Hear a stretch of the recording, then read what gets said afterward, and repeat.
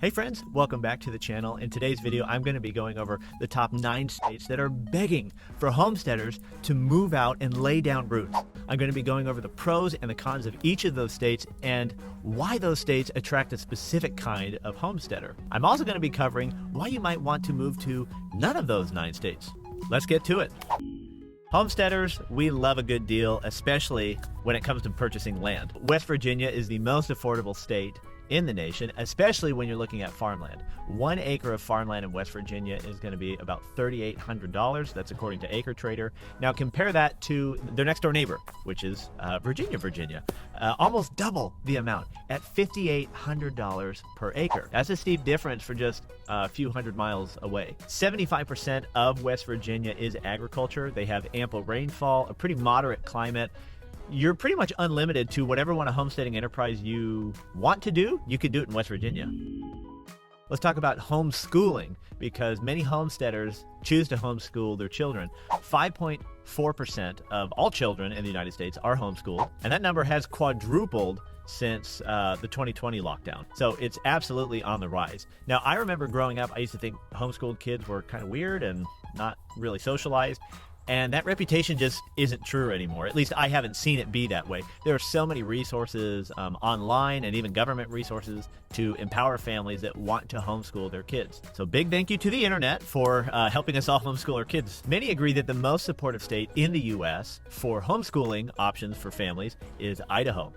Yes, the potato state is apparently very friendly with very limited restrictions on homeschooling and very supportive state-run communities. And Idaho is just a great state to homestead in. If you choose to homestead there, you'll be joining a big community. There's over 60,000 established homesteads in Idaho. Idaho is also renowned for its awesome outdoors, big sky, and really great soil. So if you want to grow a potato and teach your kids the quadratic formula, Idaho is the state for you. Now I have a question for you. Do you like paying income tax? What? You don't? Just kidding. No one likes paying state income tax. And if you really don't like paying state income tax, you should consider Texas. Now, a caveat to Texas's famous, no income tax, state income tax, is their, how do you say it, high property taxes. So Texas has the 7th highest property taxes in the nation, so that's considerable. And the average Texan pays about $4,000 a year in property taxes. So you're going to have to do some math to figure out, does your income tax, or lack of it, compensate for the high property taxes? However, all of that aside, Texas is a large state with a lot of diversity. You can do a lot of different homesteading enterprises in Texas. It is absolutely a shortlist homesteading state. My priority for choosing a place to homestead was to find a place that prioritized local food. I wanted to be in a community of other homesteaders. I was tired of being the weird person because I purchased my meat a quarter of a cow at a time. So in this search for what state I wanted to go into, I prioritized states with a lot of small farms, with a lot of homesteads, with a local food movement. I wanted farmers markets, I wanted farm to table food, and I wanted all 4 seasons. And you see where I'm going with this. I ended up in North Carolina. My family and I have been really happy with our homestead here, with the community here. So if you prioritize good food, local food, and a community that really gets behind homesteading, North Carolina has been a great choice for me and my family. Now let's say you want to scale up into something bigger, beyond a homestead. Maybe it's kind of like a hobby farm or even a hobby ranch. You might want to look further north for that. So I grew up in Southern California, so did my wife, and we know a lot of people who wanted a simpler life, wanted to move away from the ocean, move away from the city, and have a cattle ranch, basically. And we know many people who have moved to Montana. So if that sounds like you, you might want to do what my cousin did and pack up your very comfortable, happy life and go to Montana and start a cattle operation. Montana is obviously a very cold state, so you're not going to be doing a lot of cropping there. However, it is a very ruminant-focused state. So if you want a cattle ranch or a sheep station, Montana's there waiting for you. Also, it's beautiful and very cool. A couple of years ago, I found myself driving through Bozeman, Montana. Such a cool place. I used to have this very humble dream of wanting to make a little bit of money from my homestead, enough to kind of treat it like a part-time job.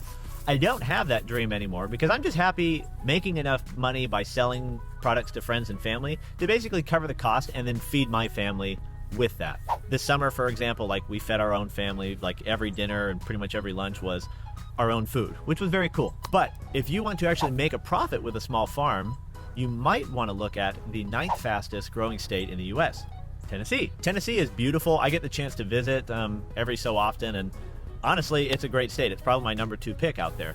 Tennessee is great and very, very friendly to homesteaders. Tennessee is also growing very quickly, and for good reason. There's a thriving economic sector. It's a beautiful state. People are realizing that, hey, let's look at Tennessee.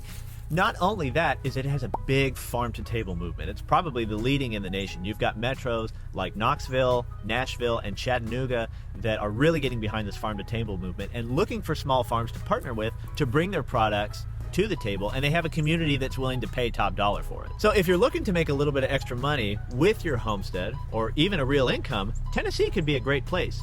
And the fact that land is appreciating so well, getting in now and holding on to land for 10 years could give you a big reward. Homesteaders love being outside. And if you like outdoor activities like hiking, hunting, and fishing, I'm told that Michigan is the place to be. Michigan has 11 million acres of forest, and it has famously abundant resources for homesteaders. So if you're interested in tending your chickens and going for a hike or canoeing or hunting or fishing or whatever, Michigan could be a great place for you. Now, granted, there are 3 great seasons there. I'm told that there's a 4th season that is not super great because it's cold. Michigan absolutely has a very cold winter season. I'm told that in January in Michigan, the average low is 18 degrees Fahrenheit. The average high is 31 degrees Fahrenheit. It's the average high. So bring a coat if you're going to Michigan. The small farm capital of the U.S. has got to be New England. That is kind of the original small farms, right? If you think about our country's origins. And they are so idyllic. They are just so cool to look at. I mean, there's nothing, we can all picture it, right? When we're thinking about the small, cutesy New England farm in the summertime, right? So New England is not a state. It is technically 5 states. And if I were to narrow it down to one, I would be leaning toward Vermont. And here's why. Vermont produces the most crops out of all of those states. So it's probably the most farm forward of the 5 New England states. A couple other good ones. Connecticut has very friendly off-grid living type of homestead regulations, or lack of regulations, I guess. Also, Connecticut's beautiful too. And then Maine. Maine is kind of unique. It has very rugged, kind of severe coastline and weather, great lobster rolls, obviously.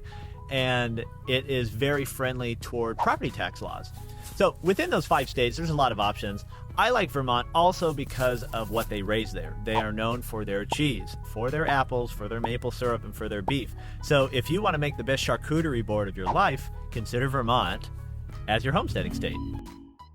So homesteaders, we love adventure. We like to tell ourselves that we're really, on the frontier, like taming our land. We can settle down about that because I have fiber optic Wi-Fi at my house. So it's not like I'm really taming the wilderness. But if you really do want to tame the wilderness, the U.S. has a whole state dedicated just to that. It's called Alaska. The growing season there is only 105 days long, so not a very big growing season. You're going to have to hustle your garden for about 3 months to get anything out of it. But if you want to wrestle a bear, hunt and fish and log your way into literally carving your own homestead, Alaska's got to be the state for you. Maybe you're watching this and wondering why I didn't mention your specific state, or maybe none of these 9 states resonated with you, and maybe you think I don't know anything, which is always a possibility. You probably shouldn't trust everything someone on the internet says. But there's a big caveat with these 9 states.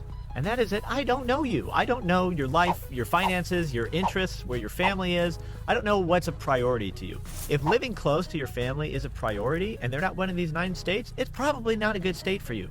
Also, all 50 states can support a homestead, I guarantee, in some pocket of the state. But if you want to be next to family, that matters. If you want to be in driving distance of a tech hub because that's your job, that matters. If you want to be within 5 hours of Disney World for your summer vacation with the family, that matters. Okay, so think about those things.